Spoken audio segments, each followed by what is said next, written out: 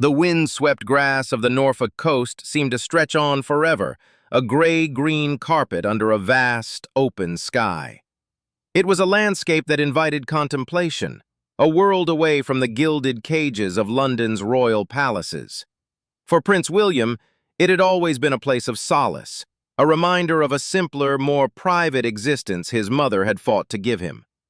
Now he walked its paths with a new weight on his shoulders, a weight that had nothing to do with his royal duties and everything to do with the woman who was waiting for him back at Anmer Hall. To the world, Catherine, the Princess of Wales, was a picture of serene composure, a future queen who carried out her engagements with a grace that seemed effortless. But William saw what the cameras did not. He saw the tiredness that sometimes lingered in her eyes after a long day, the quiet moments of doubt she rarely voiced, and the immense pressure she bore not just as his wife, but as the mother of his children and a pillar of the modern monarchy. Theirs was a love story written in the public eye since their university days, a narrative of fairy tale romance and steadfast partnership. Yet the true story, the one etched in the quiet moments and unspoken understandings, was far more profound. On this particular afternoon, the wind carrying the sharp scent of the sea, William's thoughts were far from the headlines and the public adulation. He was thinking about a promise he had made to himself long ago, a promise that had shaped the very foundation of their life together. It was a promise born not from grand gestures, but from a deep-seated fear of repeating the mistakes of the past. He had seen firsthand the devastating consequences of a royal marriage built on expectation rather than love, a union that had crumbled under the weight of its own fairy tale facade.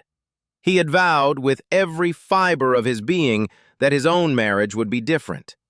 He remembered the early days at St. Andrews, the initial friendship that had blossomed before any romance took hold. Catherine had not been awed by his title. She had teased him about his messy room and his dry sense of humor. She had been a normal presence in an abnormal world, a girl who made him laugh and feel seen, not as a prince, but as a young man named William. He remembered the hesitation, the fear of commitment that had been his father's shadow and threatened to become his own. He remembered the brief, painful split in 2007, a period of confusion that had clarified everything. It was in the aftermath of that separation, during a secret sun-drenched holiday on a remote island in the Seychelles, that the most important conversation of his life had taken place. He had looked at Catherine, the woman he had almost lost, and made a pact with her. He couldn't promise her marriage right then, but he promised her his absolute commitment, his fidelity, and his unwavering intention to build a future with her. He had promised her he would not let her down. That promise had been the cornerstone upon which they had built their life. It had carried them through the fairy tale wedding at Westminster Abbey, through the births of George, Charlotte, and Louis, through the relentless scrutiny and the shifting sands of royal life. It was the quiet anchor in the storm of duty and expectation. And now, walking back towards the house, William knew that anchor was about to be tested in a way they could never have imagined. The year ahead held a shadow, a challenge that would demand a strength he wasn't sure he possessed. But as he saw a light flicker on in the kitchen, knowing Catherine was inside, probably reading a bedtime story to the children or planning their next family adventure, he felt a surge of quiet determination. The words he would eventually say, the unexpected words that would travel across the world, were not yet formed, but the feeling behind them, the profound, unshakable love and gratitude for his wife, was a constant, beating in his heart with every step he took. The calm, he knew, was about to shatter, but their bond, forged in friendship and sealed with a promise, would have to be strong enough to hold. The calm did not just shatter, it was obliterated. The first blow came with a clinical, devastating phone call. Catherine had gone into the hospital for what was supposed to be a planned abdominal surgery, a private matter they had hoped to keep from the public frenzy. For William, the initial worry was standard for any husband seeing his wife undergo an operation. He sat by her bedside in the London clinic, holding her hand, the sterile smell of the room a stark contrast to the fresh air of their Norfolk home. They talked about the children, about Lewis's latest mischievous comment, about Charlotte's upcoming school play. It was a bubble of normalcy in an abnormal situation. The bubble burst days later. The words the doctor spoke were clinical, precise, but they landed like a physical blow to William's chest. Cancer. The word hung in the air, a venomous echo that seemed to drain the color from the room. He looked at Catherine, still pale from the surgery, and saw the same shock mirrored in her eyes. In that single, terrible moment, everything changed. The future they had planned, the careful path they were walking towards the throne, the simple joy of watching their children grow up, it all became uncertain, fragile, like a sandcastle facing an incoming tide. His first instinct was pure, primal denial. This couldn't be happening, not to her, not to his Catherine, the healthiest, most vibrant person he knew. But the shock was a luxury they could not afford. The diagnosis demanded immediate action. And for William, the most immediate, terrifying action was telling their children. He and Catherine had always been a united front, a team dedicated to protecting George, Charlotte, and Lewis from the harsher realities of their world. Now they had to shatter their innocence with a truth so heavy it felt unbearable. They steadied themselves, finding a quiet moment at home in Windsor, away from the prying eyes of the world. George, at 10, was old enough to understand the gravity, his young face a mixture of confusion and fear. Charlotte, at 9, clutched her mother's hand, her eyes welling with tears she tried to hide. Little Lewis, just 5, simply wanted to know if Mummy would still be able to play. Catherine, with a strength that left William in awe, knelt down and explained that Mummy was ill, that she had poorly cells inside her that needed to be fixed, but that she was going to fight with everything she had and that they would all be okay. William stood behind her, his hand on her shoulder, a silent pillar of support, fighting to keep his own composure for the sake of his family. The days that followed were a blur of whispered medical consultations, carefully worded statements to the palace press office, and the agonizing decision of when and how to tell the world. They had hoped for privacy to process the news, but the intense public speculation, especially in the wake of her surgery, made it impossible. Catherine insisted on filming a personal video message. She wanted to speak directly to the public, to explain in her own words, not through a cold press release. The recording was an intensely private, raw moment.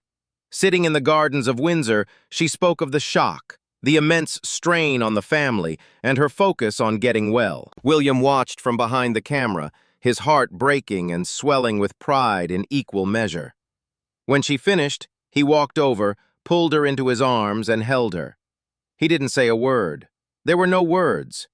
The public saw that embrace in the video later, a powerful, wordless declaration of unity. The diagnosis of his wife came almost simultaneously with the news of his father, the king's, own cancer diagnosis. It was a brutal, unprecedented double blow to the monarchy and to William personally. He later described the period to a close friend in a way that was hauntingly simple. It was like being hit by a bus, sudden, brutal, and completely disorienting. One moment life was normal, and the next, everything changed. The man who was heir to the throne, who was supposed to be a rock of stability, found the ground vanishing beneath his feet. He was terrified.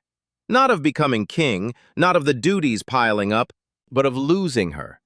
His world, the one they had built so carefully, revolved around Catherine. She was his confidant, his anchor, the mother of his children, the woman whose naughty sense of humor matched his own dry wit. The thought of a life without her was a darkness he couldn't bear to look into. He became hyper-vigilant, a protector on constant alert, his primary focus narrowed to one single vital mission: getting his wife through this. The public duties, the future of the monarchy, the lingering family rifts, they all faded into insignificance. As the world receded, their world at Adelaide Cottage in Windsor became paradoxically smaller and more intensely focused. The grand rooms of the royal residence were transformed into a sanctuary, a fortress of quiet routine and unwavering support. The brutal year, as William would later call it, stripped away the artifice of their public roles and revealed the raw, unvarnished core of their partnership. It was no longer about the Prince and Princess of Wales. It was about William and Catherine, a husband and a wife, fighting the most important battle of their lives. William shouldered the burden of normalcy. He became the chief operating officer of the Wales household, managing the logistics of school runs, playdates, and meals, while simultaneously liaising with doctors and palace aides. He would wake early to get the children ready for school, his mind often racing with worry, before settling into the day's work of being a present father. Friends noted a profound shift in him.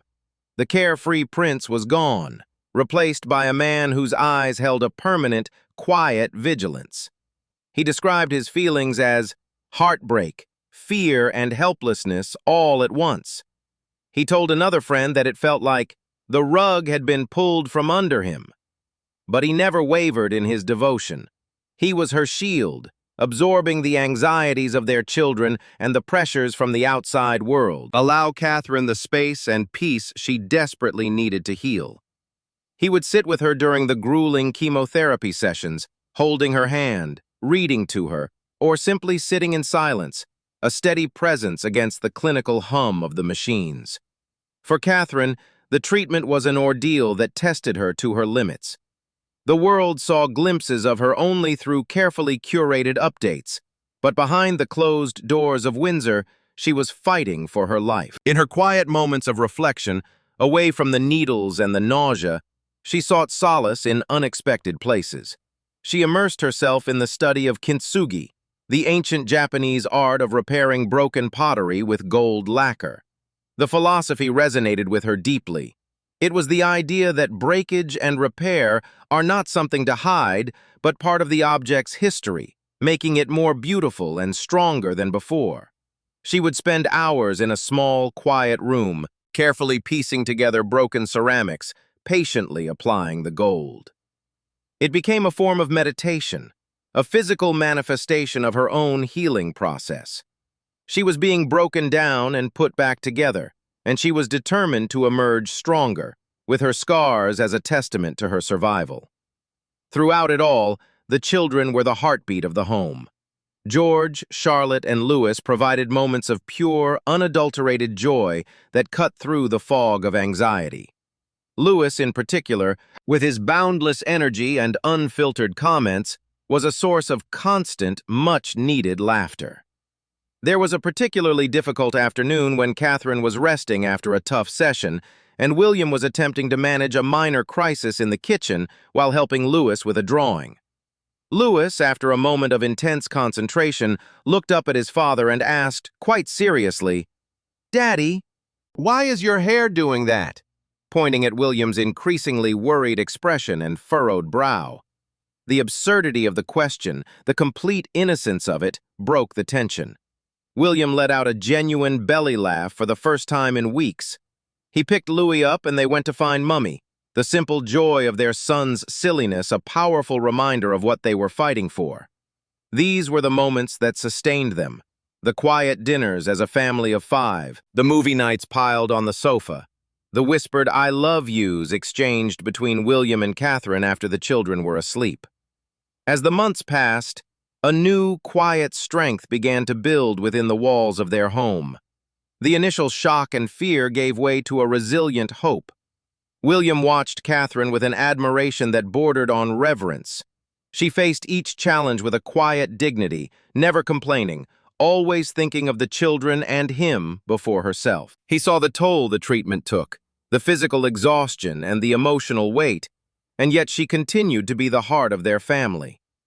It was during one of these quiet evenings, watching Catherine read a story to Charlotte, her voice soft and steady despite her fatigue, that the words began to form in his mind.